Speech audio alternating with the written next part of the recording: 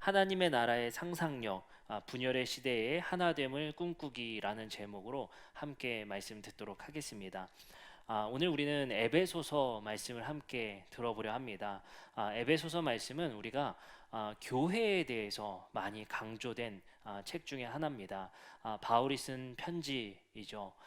바울이 옥중에서 쓴 편지일 것이다라고 많이 이제 추측하고 있는데, 에베소서 같은 경우에는 많은 학자들이 바울이 쓰지 않았을 가능성에 대해서도 많이 이야기하는 책 중에 하나입니다. 왜냐하면 내용상 바울이 쓰기엔 좀 어려운 내용들이 첨가되어져 있기 때문에 이것이 누가 썼는가에 대해서도 꽤 논란의 여지가 있는 책이 바로 에베소서입니다. 그런 어려운 내용들은 좀 밀어놓고 우리가 생각해야 될 것은, 바울이 썼더라도 에베소서 책은, 편지는 바울이 가장 썼어도 늦게 썼을 것이다 라고 생각하는 것은 정확할 것 같습니다. 아마도 편지가 90년에서 100년 정도, 예수님 죽으시고 한 60년에서 70년 후에 쓰인 편지 정도로 추측됩니다. 그 내용 안에 담겨 있는 내용들로 추측하건대 그 정도 시기로 봅니다. 어찌됐든 아까 서두에 말씀드렸던 이걸 누가 썼느냐의 문제보다도 이것이 교회에게 읽힌 내용의 목적과, 그리고 이 책이 바울의 생애의 마지막 부분에 쓰였을 것이다 라고 추측하는 책 중에 하나다라는 생각을 가지고 오늘 함께 말씀을 들어보고자 합니다. 오늘 말씀에서 우리가 주로 보고자 하는 핵심적인 맥락은 3절에 있습니다. 평안에 매는 줄로 성령이 하나 되게 하신 것을 힘써 지켜라. 에베소서 말씀에 뭐라고 하냐면요, 에베소 교회에게 성령으로 하나 되게 하신 것을 힘써서 지켜라. 그러면 우리 이 말씀을 한번 생각해 보기 위해서 한 가지 생각해야 될 게 있습니다. 성령이 하나 되게 하셨다는 거예요. 성령이 하나 되게 하셨다. 그러니까 성령이 우리를 하나 되게 하신 그 효과는 어떻게 일어났는지를, 또는 성령으로 하나 되게 하셨다라는 이 원리를 어떻게 바울은 생각하게 됐는지를 한번 생각해 봐야 될 것 같습니다.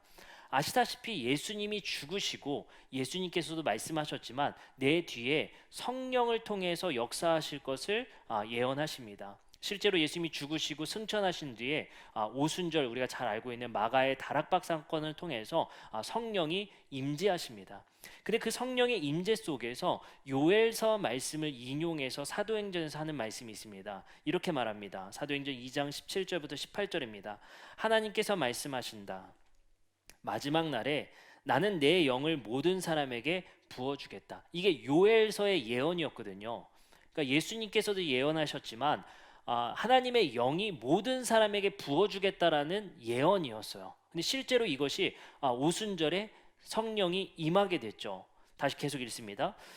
마지막 날에는 나는 내 영을 모든 사람에게 부어주겠다. 너희의 아들들과 너희 딸들은 예언을 하고 너희의 젊은이들은 환상을 보고 너희의 늙은이들은 꿈을 꾸게 될 것이다. 그날에 나는 내 영을 내 남종과 내 여종들에게도 부어주겠으니 그들도 예언할 것이다. 말씀이 쓰여 있어요. 자, 여기서 우리가 특징적인 거 한 가지를 보면, 뭐 이 말씀 너무 잘 알죠. 마지막 날의 찬양, 우리 교회에서 많이 안 부르는데 그 마지막 날의 찬양 가사잖아요. 그죠? 이 가사 우리가 너무 익히 아는 내용들입니다. 근데 이 말씀은 우리가 조금 깊게 한번 생각해 볼 필요성이 있을 것 같습니다. 우선 하나님께서 영을 부어줘서 영이 나에게 임한다는 의미가 무엇일까요? 구약 성경에서는 하나님의 영이 나에게 임한다는 의미는 하나님의 통치권이 나에게 부어진다는 의미거든요. 예를 들어서 하나님의 영이 임한 사람들은 특정 인물들이었습니다.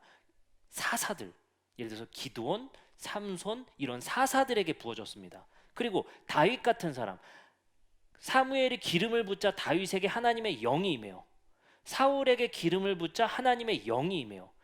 특정 리더십들에게 하나님의 영이 임하고 그 영이 임하자 하나님의 통치를 듣게 돼요. 그러니까 예언이라는 것은 미래를 내다보는 것이 아니라 하나님의 말씀을 들을 수 있는 귀가 열리는 거예요. 아시겠죠? 근데 이 귀는요, 특정 통치자들에게 한해서 하나님의 영이 부어집니다.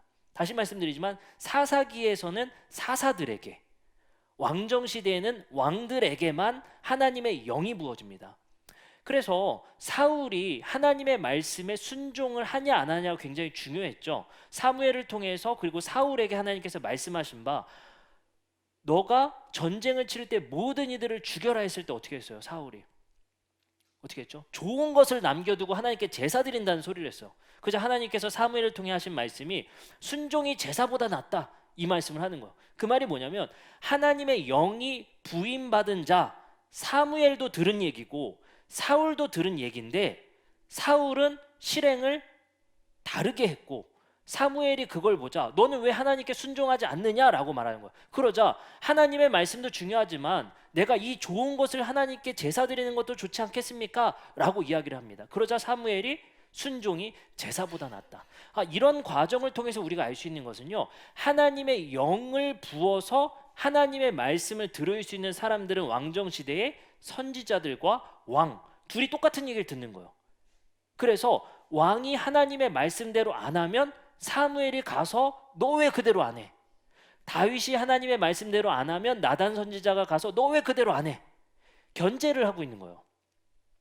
하나님의 말씀은 독점적으로 한 사람만 듣는 게 아니라 왕정시대는 선지자도 듣고 왕도 듣는 겁니다. 어찌됐든 선지자든 왕이든 하나님의 영이 부어지면 그 말씀을 듣게 됐단 말이에요. 근데 여기서 우리가 중요점은 뭐냐면요, 구약의 세계관, 이스라엘 사람들의 세계관으로 봤을 때 그래도 선지자나 왕 정도 돼야 특정 인물들에게 하나님의 영이 임해서 하나님의 말씀을 들을 수 있는 권리가 있었어요. 또 누굴 생각할 수 있냐면요, 이게 더 독점적이었어요. 모세 때는 모세만, 하나님께서 모세를 성막으로 부르셔서 하나님께서 모세에게 말씀하시죠. 그것이 여호수아에게, 사사들에게, 그리고 왕과 선지자에게 이렇게 특정한 리더십들에게만 부어지는 게 하나님의 영이었단 말이에요. 근데 사도행전 말씀에 보니까 어떻게 말씀하세요? 다시 한번 읽어봅니다. 17절 하나님께서 말씀하십니다. 마지막 날에 나는 나의 영을 모든 사람에게 부어주겠다.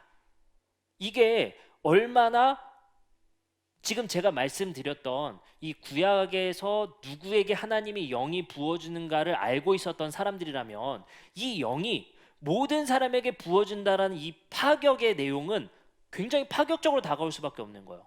자기들이 생각했던 건 뭐예요? 특정한 리더십들에게 부어지는, 왕이나 선지자급 돼야 부어지는 하나님의 영이 뭐래요? 모든 사람에게 부어지게 됐다는 거예요. 근데 그 모든 사람에 대한 신분과 그 가치를 이렇게 말씀하십니다. 이렇게 말씀하시죠.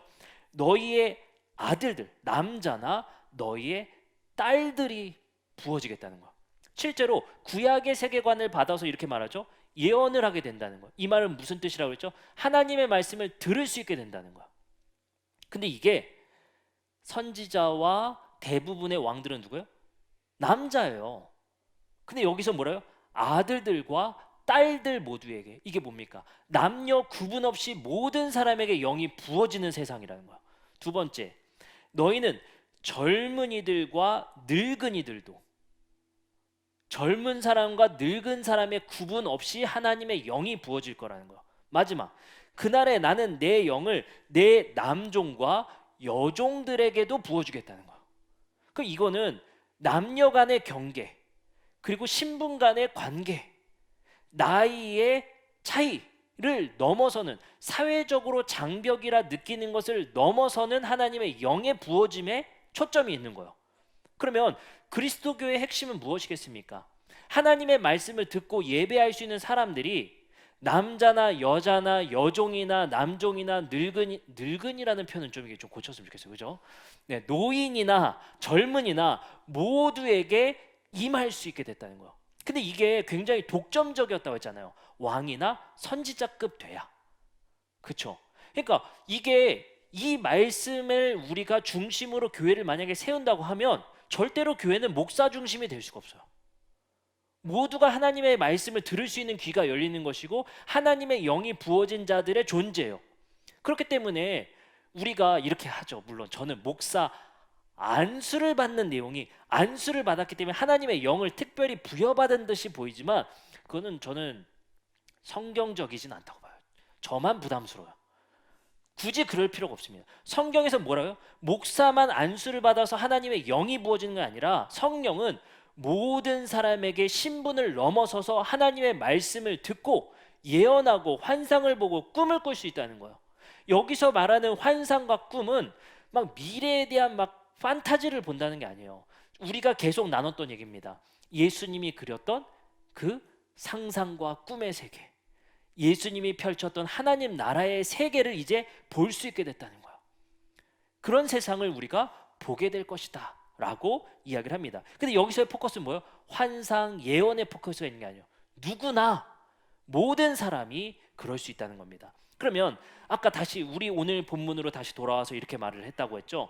성령이 하나 되게 하신 것을 힘써시켜라. 성령이 왜 하나 되게 했습니까? 오순절에서 성령의 부어짐은 신분과 나이와 사회적 계급을 넘어서서 모든 사람에게 부어졌기 때문에 성령은 뭐다? 평등하다.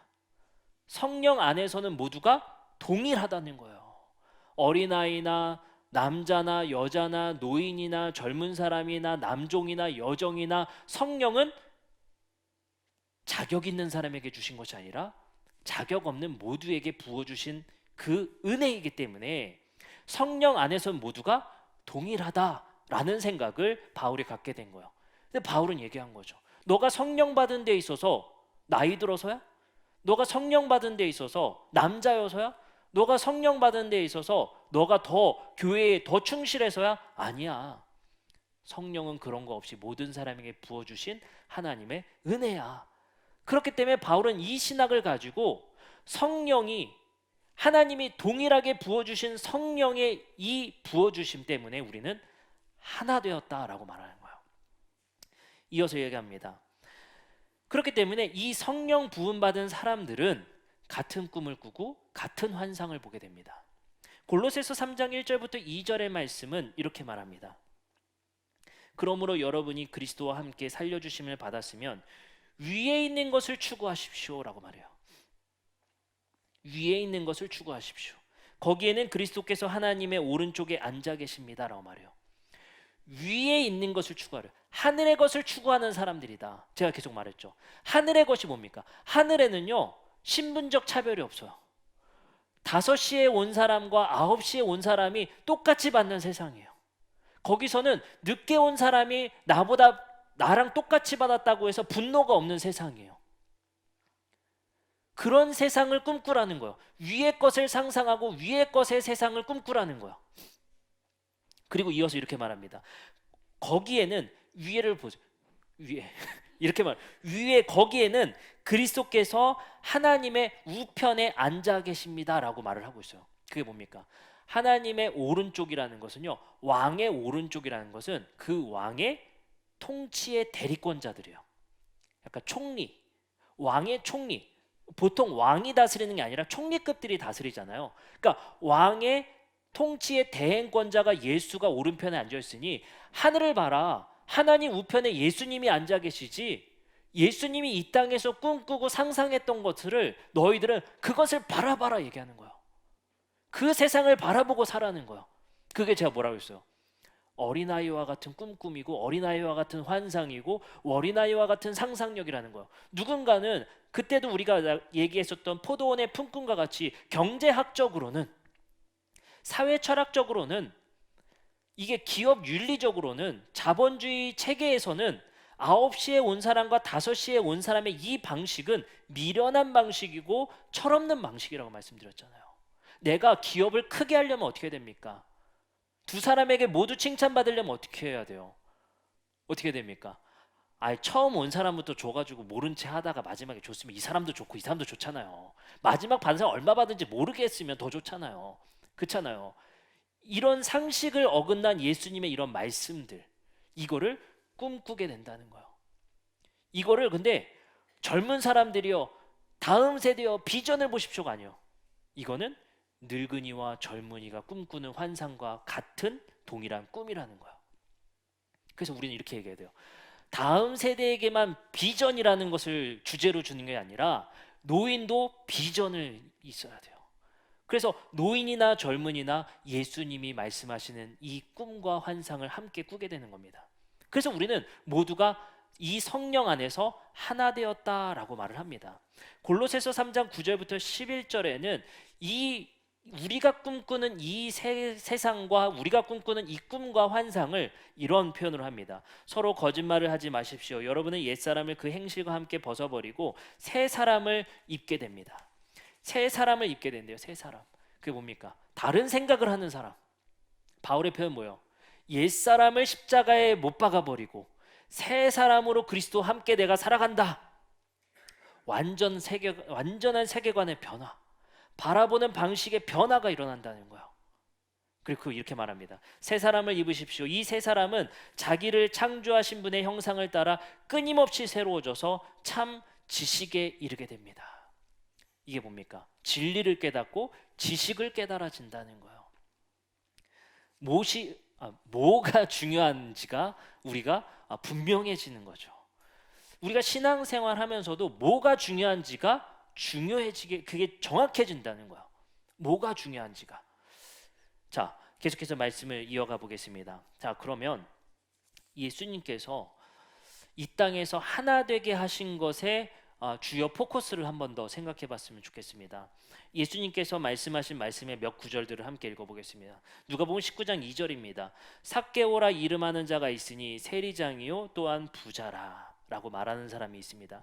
누가복음 6장 20절은 이렇게 말합니다. 예수께서 눈을 들어 제자들을 보시고 이르시되 너희 가난한 자는 복이 있나니. 여기서 신분적 가난함을 얘기합니다. 누가복음 7장 22절입니다. 예수께서 대답하여 이르시되 너희가 가서 보고 들은 것을 요한에게 알리되 맹인이 보며 못 걷는 사람이 걸으며 나병 환자가 깨끗함을 받으며 귀먹은 사람이 들으며 죽은 자가 살아나며 가난한 자에게 복음이 전파된다 하라. 마태복음 21장 31절에 이렇게 말합니다. 그 둘 중 누가 아버지의 뜻대로 하였느냐? 이르되 둘째 아들이다. 예수께서 그들에게 이르시되 내가 진실로 너희에게 이르노니 세리들과 창녀들이 너희보다 먼저 하나님의 나라에 들어가리라. 어떤 신분들을 나열하십니까? 가난한 사람, 세리 같은 사람, 창녀 같은 사람, 그리고 삭개오 같은 사람. 이런 사람들을 굳이 나열하시면서 또 어린아이와 같은 자, 이들에게 하나님 나라에 먼저 들어갈 수 있다는 거. 이런 말씀들을 하신 것들이 뭡니까? 예수님이 꿈꾸는 세상은 이 신분적 장벽을 넘어서는 세상을 꿈꾸고 계신 거예요. 그 꿈을 우리도 이 땅에서 꾸라는 거예요. 경제의 차이, 교육적 격차, 환경적 격차가 작은 것에 의해서 끊임없이 벌어진다는 것을 우리는 저번 영상을 통해서 보게 됐습니다. 그것이 우리에겐 되게 작게 느껴질 수 있어요. 두 부모에게서 자란 아이와 한 부모에게서 자란 아이의 그 격차적 벌어짐이 점점 심화된다는 것을, 작은 환경적 차이의 경제적 차이일지 모르겠지만 그것이 점점 심화돼서 아이에게는 큰 격차를 일으킨다는 것을, 우리는 이런 것들을 통해서 생각해 보는 것은 우리는 격차 속에 살아간다는 걸 알 수가 있어요. 어찌됐든 여러분들 몇 평 사세요? 몇 층 사세요? 이것도 격차 아니겠습니까? 얼마만큼 버세요? 우리는 격차가 있지 않습니까? 얼마나 아세요? 학력은 어떻게 되세요?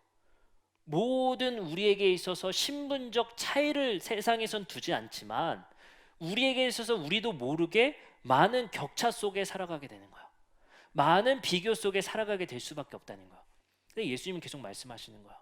예수님이 꿈꾸는 세상은 이 장벽을 넘어서는 세상을 끊임없이 꿈꾸고 끊임없이 말씀하셨다는 거예요. 그것을 실제로 예수님께서, 하나님께서 이 땅에 보여주신 건 뭐예요?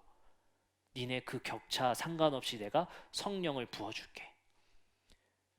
그 격차 상관없이 내가 똑같이 모든 사람에게 동일한 성령을 선물로 줄게. 그러니 너희는 이 성령의 선물을 받은 것은 너희가 자격이 있어서 어떤 격차 때문에 받은 것이 아니라 모두에게 동일하게 주었으니 너희는 동일한 존재임을 깨달으라는 거야. 하나님이 보실 때는 동일하다는 것을 깨달으라는 거야. 예수님은 끊임없이 이 자격 없는 사람들의 편에 서신다는 것이 말씀의 핵심들입니다. 고린도전서 12장 12절부터 13절의 말씀에 이렇게 말합니다. 몸은 하나인데 많은 지체가 있고 몸은 지체가 많으나 한 몸과 같이 그리스도도 그러하니라. 우리가 유대인이나 헬라인이나 종이나 자유인이나 다 한 성령으로 세례를 받아 한 몸이 되었고 한 성령을 마시게 하셨느니라. 여기서도 바울이 중요하게 생각하는 뭐예요? 하나 돼야 된다는데 그 하나 되는 건 뭐예요? 하나님께서 우리에게 동일하게 부어주신 성령 때문에. 그러니까 이거요. 그 격차 속에 살아가는 세상 속에서 나보다 뭔가 좋은 사람에겐 더 특별한 성령을 부여하시고 좀 부족한 사람에겐 덜한 성령을 부어준 게 아니라 한 성령, 같은 성령을 동일하게 선물로 주셨다는 거예요. 그러니 우리는 그 성령 받은 그 선물에 하나님께서 주신 그 원리 원칙, 예수님께서 우리에게 전달하신 그 하늘의 꿈을 우리에게 보여주신 그 원리 원칙을 우리에게 실제로 선물로 그 방식으로 주셨다는 거. 그럼 우리는 하늘의 방식을 꿈꾼다면 어떻게 해야 되겠어요? 아, 하나님 나라에서는 그 격차가 소용이 없구나. 그걸로 사람 보는 게 아니구나. 그걸로 사람 평가하는 게 아니구나. 우리는 그것을 깨닫게 되는 거야. 그 깨달음이 있어야 교회가 하나 될 수 있다는 거야. 하나님이 성령 부어주신 그 원리 원칙을 깨달아야 우리는 이 교회 안에서 하나 될 수 있다라고 말씀하시는 겁니다. 오늘 제가 말씀의 서론에서 말씀드린 것이 있습니다. 에베소서 말씀이 바울에 언제 쓰였을 가능성이 높다고요? 말미에. 제가 봤을 때 거의 죽기 전에 쓰인 것 같아요. 근데 이 말씀을 잘 읽어보면요, 바울의 젊었을 때 쓴 편지, 그 편지와 사뭇 다른 점들이 많이 나타납니다. 어떤 걸 발견할 수 있냐면요, 로마서, 고린도 전후서, 갈라디아서 같은 경우는요, 우리에게 말씀하실 때 우리의 행실을 굉장히 많이 강조하고 우리가 어떻게 하나님의 백성이 되었는지에 대한 강조점이 굉장히 많이 등장해요. 근데 에베소서 말씀에는요, 이런 말씀이 많이 등장합니다. 1장 5절입니다. 그 기쁘신 뜻대로 우리를 예정하사 예수 그리스도로 말미암아 자기의 아들들이 되게 하셨으니. 에베소서 1장 9절. 그 뜻의 비밀을 우리에게 알리신 것이요 그의 기뻐하심을 따라 그리스도 안에서 때가 찬 경륜을 위하여 예정한 것이니. 에베소서 1장 11절. 모든 일을 그의 뜻대로 결정대로 일하시는 이의 계획을 따라 우리가 예정을 입어. 에베소서 3장 11절. 곧 영원부터 우리 주 그리스도 예수 안에서 예정하신 뜻대로 하신 것이라. 뭐가 강조돼요? 예정되었다는 거예요. 그러니까 제가 봤을 때 이거예요. 바울이 이제 신앙의 경륜의 마지막의 고백 속에서는 그런 것 같아요.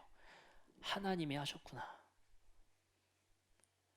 하나님이 동일한 성령을 부어주셔서 신분적 격차 없이 우리에게 부어주신 그 성령의 원리 원칙대로 내가 열심히 그 표대를 향해 달려가고 신앙의 끝에 달려오니 하나님이 하셨구나. 우리는 동일한 존재일 뿐이구나. 내가 더한 줄 알았고 내가 이렇게 해서인 줄 알았는데 하나님이 예정하고 하나님이 하셨구나의 고백으로 바울의 인생이 결론되어지는 것 같습니다. 이것이 무엇을 우리에게 의미하겠습니까? 우리의 노력이나 성취가 아니라 바울의 마지막 고백 속에서 이루어진 이 고백과 같이 하나님의 예정 안에서, 하나님의 능력 안에서, 하나님의 예정 안에서 이루어지신 이 일을 바울은 깨닫게 된 거예요. 그 말씀이 뭡니까? 야, 그래, 내가 더 잘나서 된 줄 알았는데, 내가 이 격차 속에서 조금 더 내가 더 했는 줄 알았는데, 내가 이렇게 해서 이런 사명을 받은 줄 알았는데 다 하나님께서 하신 일이구나.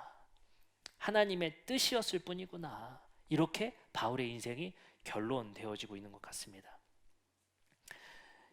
이와 관련해서 갈라디아서 말씀에서는 한 가지 재미난 사례가 등장합니다. 바울의 교회, 갈라디아 교회에게 문제가 생기죠. 우리가 잘 아는 말씀들입니다. 음식을 먹는 것 때문에 유대인과 이방인들이 갈등이 생기게 돼요. 이 갈등에 대해서 바울이 뭐라고 얘기하냐면요, 이렇게 말합니다. 갈라디아서 3장 3절부터 4절이에요. 개역 개정입니다. 너희가 이같이 어리석냐? 성령으로 시작하였다 이제는 육체로 마치겠느냐? 너희가 이같이 많은 괴로움을 헛되이 받았느냐? 과연 헛되냐? 여기서 괴로움이라고 번역된 헬라어 파스코는 사실 괴로움이 아니라 경험으로 번역돼야 됩니다. 이것을 새 번역에서는 잘 번역한 것 같아요. 새 번역을 읽어드립니다. 여러분은 그렇게도 어리석습니까? 성령으로 시작하였다 이제 와서 육체로 끝마치시려고 합니까? 여러분은 그 많은 체험이 다 허사가 되었다는 말입니까? 참말로 허사였습니까? 여기서 뭐라요? 그 많은 체험이 뭐냐면요, 성령으로 시작하였다 니네가 이제 왜 육체적인 끝맺음을 하려느냐라고 하면서 그 체험이 허사냐. 이 체험이 뭐예요? 성령의 체험이에요. 성령의 체험. 그 말이 뭐겠어요? 갈라디아 교회에 무슨 문제가 있다고요? 이방인과 유대인이 음식 가지고 서로 다투고 하나 되지 못했어요.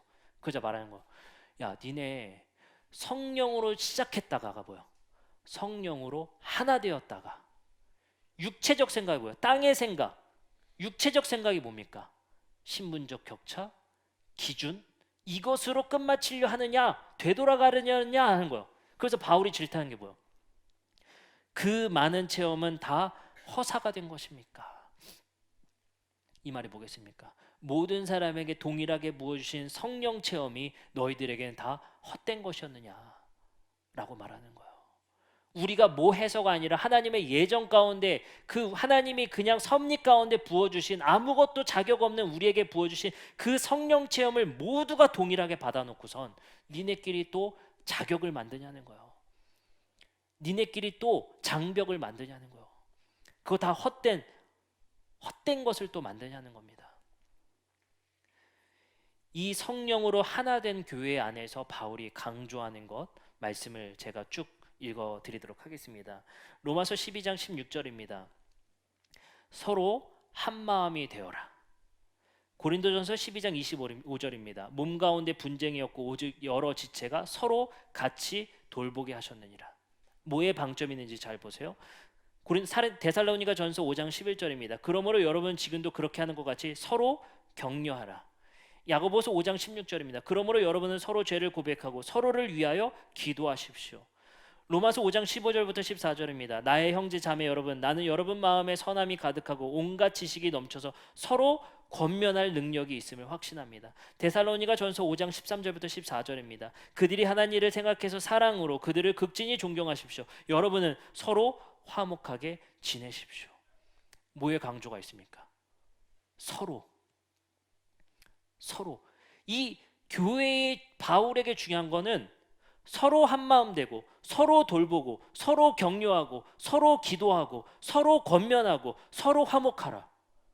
근데 여기서 우리 서로라고 되려면 뭐가 이루어진다는 거예요?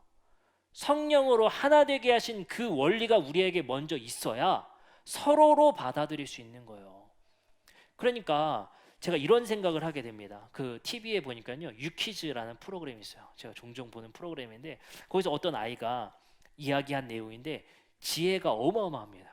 이 아이가 뭐라고 하냐면요, 잔소리와 충고가 뭔지 아세요? 라고 이제 물어봤어요, 아이에게.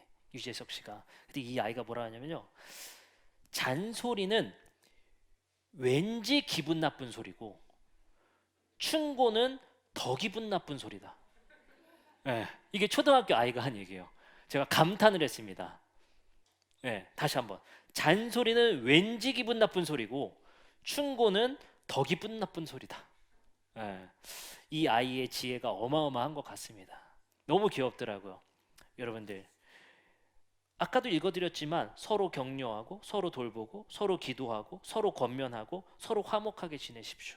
이게 서로가 되려면, 그리고 아까 말씀드린 성령으로 하나 되지 않은 상황에서 우리가 서로 권면해 보세요. 잔소리예요. 내가 정말 사랑하고 아껴서 권면하는 것을 못 받아들입니다. 못 받아들여요. 아유, 누구 청년, 아유, 나는 우리 두 부부 보니까 너무 예쁘고 애 낳았으면 좋겠어. 뭐야? 아, 왜 우리 가정사에 끼어들어? 뭐 하는 거야? 서로가 되지 않으면 못 받아들여요. 이거 뭐라고 생각합니까? 아, 또 라떼와 꼰대를 얘기하네. 못 받아들이는 거예요. 서로가 되어야만 권면과 충고가 가능해요. 이게 우리가 하나 되었다는 생각이 되어야만 그 권면이 아름답게 내 안에 수용될 수 있는 거예요. 근데 이게 뭐예요? 교회에서까지 나한테 충고하고 있고, 교회에서까지 나한테 이래라 저래라 얘기하네. 기분이 나쁜 거야. 나는 정말 사랑하는 마음으로 말해주는 건데, 아, 우리 이런 거 있잖아요. 아, 성도님, 근데 진짜 성도님 너무 아끼고 사랑하는데 이거 조금 고쳤으면 좋겠어요. 전 말 아예 안 합니다. 아, 성도님 이거 좀 바꿨으면 좋겠어요. 우리 목사님이 나를 어떻게 생각했니? 어? 원래부터 나를 이렇게 생각하셨구나부터 시작해서 나는 정말 사랑하는 마음으로 그 성도님이 더 아름다운 삶을 살아가기 위해서 이것을 좀 고치시면 우리가 더 좋을 텐데 라는 아끼는 마음으로 권면해 드려도 우리는 서로가 되지 못하면 받아들일 수가 없습니다. 또 목사님이 어, 이렇게 얘기하게 되는 거예요. 나이 든 사람이 젊은 사람에게 말하네. 목사가 성도에게 말하네. 이게 위에서 아래로 생각하게 되는 거야. 그럼 뭐가 돼요? 겉면이든 충고든 왠지 기분 나쁘고 더 기분 나쁜 얘기 되는 거예요. 어려운 거야. 아유, 누구 청년 이렇게 분양을 쓰면 좋을 텐데, 이렇게 취업하면 좋을 텐데, 이거 너무 아끼는 마음이잖아요. 잘 됐으면 하는 마음으로 짜증 나는 거예요.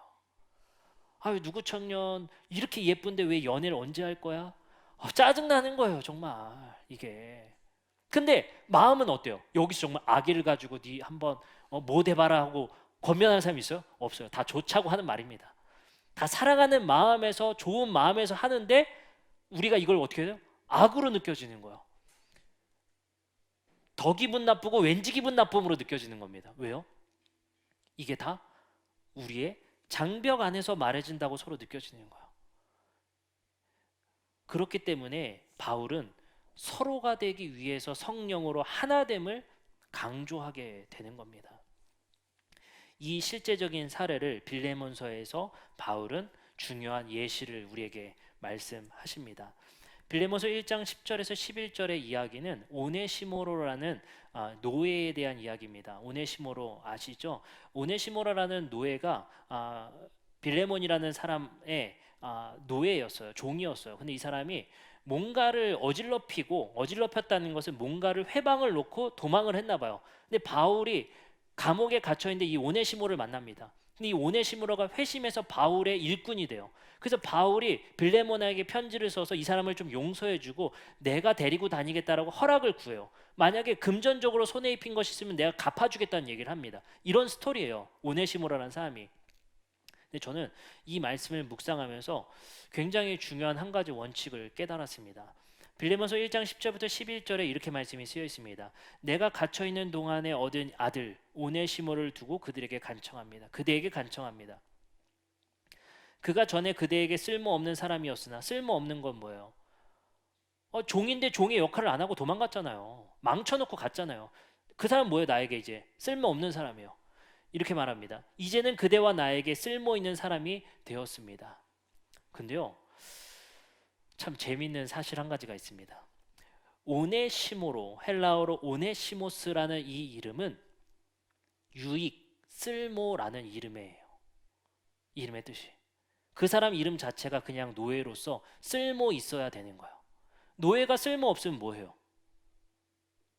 노예인데 쓸모가 없어. 그 뭐하러 밥 주고 뭐하러 내가 데리고 있어. 쫓아내는 거지. 그 사람 이름 자체가 이거예요. 나 쓸모 있는 사람입니다라는 뜻이에요. 근데 그 사람이 회방을 놓고 도망갔으니 쓸모 없는 사람이 돼버렸잖아요. 그래서 바울이 이렇게 말했다니까요. 쓸모 없는 사람이었다 그대에게는. 이제는 근데 그대와 나에게 쓸모 있는 사람이 되었습니다라고 말을 해요. 더 재밌는 건 그 뒤에 이런 말씀이 이어집니다. 빌레몬서 1장 16절이에요. 이후로는 종과 같이 대하지 말고 종 이상으로 곧 사랑받는 형제로 두십시오. 근데 여기서 뭐라고 표현해요? 사랑받는 형제. 재미난 전환점이 등장해요. 쓸모에서 사랑받는 존재로. 그 말이 무엇이겠습니까? 우리는 이 말씀을 통해서 중요한 시사점 한 가지를 볼 수가 있어요. 오네시모로는 쓸모가 있느냐 없느냐가 자기의 인생의 가장 중요한 삶의 가치였을 거예요. 여기서 쓸모 없으면 쫓겨나야 되는 사람이에요. 근데 바울은 이 사람을 뭐라고 해요? 더 이상 쓸모에 매인 사람이 아니라 사랑받는 형제다. 그 존재만으로 사랑받는 형제라는 거예요. 그러면 이 빌레몬은 이 사람을 정말 용서했느냐? 잘 모르겠어요. 근데 골로새서 4장 9절에 한 번 더 오네시모로가 등장합니다. 신실하고 사랑을 받는 형제 오네시모로를 함께 보냅니다. 어때요? 쓸모 있는 사람 오네시모로가 아니라 그저 쓸모가 있던 없던 사랑받는 사람 오네시모로. 여러분들, 하나님은 우리에게 쓸모가 있던 없던 성령을 모두에게 동일하게 부어주셨습니다. 지식이 많던 적던 하나님의 성령의 선물을 동일하게 부어주셨습니다. 남종이나 여종이나 남자나 여자나 동일하게 부어주셨습니다. 그렇기 때문에 우리는 쓸모가 있던 없던의 중요한 인생의 가치를 두는 것이 아니라 우리 모두가 사랑받을 존재임을 깨닫게 되어지는 것입니다. 오늘 말씀들의 원리를 통해서 우리는 한 가지 중요한 생각을 더 해볼 수 있을 것 같습니다. 우리는 세상에서 쓸모로 평가받는 삶을 삽니다. 직장에서 쓸모 없으면 당연히 퇴사해야 됩니다. 또는 쫓겨나야 됩니다. 나이가 들어갈수록 내가 이 사회에서 쓸모 있는 존재인지를 의심하고 회의를 갖게 됩니다. 내가 20, 30대에서는 40대까지는 나를 불러주는 데 참 많았는데, 나를 원하는 사람 참 많았는데, 같이 놀자고 하는 사람 참 많았는데, 밥 먹자고 하는 사람 참 많았는데 쓸모 있는 사람이었는데, 점점 내 나이가 들어갈수록, 그리고 내 많은 능력들이 저하될수록 쓸모없는 사람처럼 느껴지게 됩니다. 그래서 이 사회에서는 나이가 들어갈수록 큰 돈 모아놓지 않는 이상 여기서 쓸모있는 사람 취급받기는 어렵습니다. 근데 바울은 말합니다. 모두가 사랑받는 형제입니다. 우리가 만약에 위의 것이 아니라 땅의 지혜대로 생각한다면 말한 대로 경제 상황과 시장 논리와 나이와 신분과 많은 것을 두고 그 사람을 쓸모있나 쓸모없나 평가하는 세상 속에 교회도 있어야 될 것입니다. 그러나 하나님은 그 원칙을 위의 지혜를 우리에게 부어주셨습니다. 뭡니까? 쓸모있는 사람이나 쓸모없는 사람이나 남종이나 여자이나 젊은 사람이나 늙은이나 모두에게 성령을, 한 성령을 부어주셨다. 위의 지혜는 무엇인지 봐라. 하나님 안에서 모두가 쓸모있는 존재다. 모두가 사랑받는 형제일 뿐이다. 우리에게 말씀하시는 거예요. 이 원리 원칙을 교회에서도 이루어 나가라는 겁니다. 우리 교회에서는 누가 쓸모있고 누가 쓸모없습니까? 우리 교회에서는 누가 더 쓸모있고 누가 덜 쓸모가 있습니까? 우리 교회는 쓸모라는 이 기준으로 사람을 평가하거나, 남자라는 기준으로 여자라는 기준으로 사람을 평가하거나, 신분적 격차를 통해 사람을 평가하는 것이 아니라 위의 지혜의 참 지혜를 얻은 우리는 하나님이 동일한 선물을 주신 그 성령 안에서 모두가 하나님 안에서 그저 사랑받는 형제일 뿐입니다. 그래서 우리는 쓸모라는 기준으로 사람을 나누지 않았으면 좋겠어요. 누군가는 하나님께 봉사할 수 있는 시간이 더 부여된 사람이 있을 거고요. 누군가는 그 시간이 덜 부여된 사람이 있을 거고요. 재정적으로 더 기여할 수 있는 사람이 있는 반면에 덜 기여할 수 있는 사람이 있습니다. 누가 쓸모 있습니까? 모두 사랑받는 존재일 뿐입니다. 이것이 절대로 교회에서는 기준이 되지 말아야 합니다.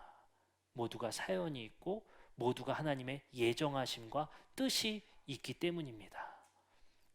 그래서 우리 교회는 이 원리 원칙에 따라 앞으로도 직분을 세워 나갈 때도 쓸모의 기준으로 세워지는 것이 아니라 하나님 앞에 그 자리에서 충실함만을 보았으면 좋겠습니다.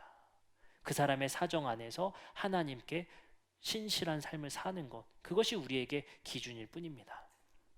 오늘 말씀을 정리하면서 모두가 그리스도 안에서 이제 쓸모의 기준이 아니라 사랑받는 형제임을 우리가 인식했으면 좋겠습니다. 그 안에서 서로의 권면과 기도가, 그리고 서로를 위한 나눔과 화목함이 이루어졌으면 좋겠습니다. 아직도 우리 교회를 보면요, 그 경계가 되게 심해요. 예. 그 내가 안 좋은 일, 어려운 일이 있으면 아직도 기도 제목 나누는 것이 어렵습니다. 예. 그런 것들의 장벽이 이제 우리가 많이 무너져서 서로의 어려움과 아픔이 있다면 나눌 수 있어야 돼요. 근데 그게 우리에게 경계심이 왜 많이 드는 줄 아세요? 내가 이거 어려운 일, 힘든 일, 나 망한 일 말했더니 뒤에서 아유 그럴 줄 알았네, 이렇게 말하고 저렇게 말할까봐 내가 공개적인 자리에서 그 말을 못 하잖아요. 우리가 숨길 수밖에 없고, 그거 괜히 말했다가 수군되고, 그런 일이 우리에게 너무 많이 일어나잖아요. 그러니까 우리가 아픈 일, 어려운 일 점점 더 나눠지기 어려운 것 같아요. 제가 예전에 청년 집회 가서 청년들한테 그래봤어요. 인스타그램이라는 SNS를 막 올리는데 제가 한 번도 못 본 그 사진들이 있어요. 뭐냐면 돈 잃어버린 얘기, 망한 이야기, 아픈 이야기, 그런 이야기는 잘 안 올립니다. 여행 간 이야기, 행복한 이야기, 좋은 곳 먹은 이야기, 좋은 곳 간 이야기, 나 잘 살고 있네요. 그러니까 내 아픔을 나눌 곳이 없어요. 내 힘듦에 그것을 아웃풋할 곳이 없어요. 그러니까 내가 솔직하게 내 마음을 나눌 곳이 없어요. 그게 우리 현 사회의 모습입니다. 그러니까 제가 가끔씩 그래요. 인스타만 보다가 가끔 만나는 분들 있잖아요. 인스타그램 그 SNS만 보다가 가끔 만나는데 목사님 요즘에 육아 때문에 힘들어 죽겠어요. 아파 죽겠어요. 힘들었었어? 왜냐면 어디 막 갔다 뭐 했다 막 너무 좋은 얘기만 보다가 얘는 육아가 진짜 천직인가 보다 생각하는데 만났는데 막 울면서 말하는 거 힘들어요 목사님 아파요 막 말하는 거 뭐 힘들었어? 이게 지금 우리네 사회 아니겠습니까? 좋은 것만 말할 수밖에 없는 내가 안 좋은 것 말했다가 내가 더 큰 자존감의 상처와 박탈감을 느낄까봐 내 아픈 이야기, 힘든 이야기 나눌 수 없는 우리는 더 이상 서로라고 말하기 힘든 그런 관계 아니겠습니까? 우리가 사랑의 대화와 하나됨의 체험을 통해서 우리가 서로의 이야기를 나눌 수 있는 그리고 아픔을 서스럼 없이 공개하고 기도할 수 있는 우리 공동체가 되었으면 좋겠습니다. 제가 우리 성도님들과 목회하면서 많은 고민이 있어요. 무슨 고민이냐면요. 칭찬을 하기가 어려워요. 그렇게 말하지 말래 나한테. 그래서 이거 말했다가 어떤 불상사가 생길까봐 제가 말을 아낍니다. 사실은요 제가 몇 주 전부터 말하고 싶은 게 있었어요. 그래서 그냥 말하려 합니다. 저 이 꽃이 너무 좋아서 여기 달린 거. 여기 강대상이 너무 환해졌어요. 너무 좋죠. 너무 우리가 너무 이게 현대적이었는데 꽃이 들어오니까 너무 좋은 거예요. 제가 마음에 몇 주간 고민이 있었어요. 이거 좋다고 말씀을 드리고 싶은데 계속해야 된다는 부담감을 드리는 거 아닐까? 또 말하고 싶은데 또 가만히 있어 보자. 그럼 또 말을 안 하면 목사님 또 이거 모른 체 하시네? 이것도 안 되고 이렇게 해도 안 되고 그냥 제가 말하는 대로 믿어주세요. 그냥 좋다고 좋아하시는구나. 뒤에 어떤 배경이 없습니다. 그냥 직관적으로 좋아서 좋다고 하시는구나. 그냥 이렇게 생각하면 되겠죠. 너무 좋잖아요. 칭찬도 너무 어려워. 그래서 제가 감사합니다. 제가 이런 생각을 해봤어요. 우리 교회 주중에 오셔서 이 계단 청소를 매일 하셔요. 매주 하세요. 매주. 이것도 공개석상에서 말하면 이거 내가 이제 잡혔구나. 1년 내에 되겠구나. 부담 드릴까봐 말도 못 하겠고 말 안 하면 이거 서운한데? 라고 하실까봐 말하지도 못하고 이렇게 저렇게 자동차 고민이 많습니다.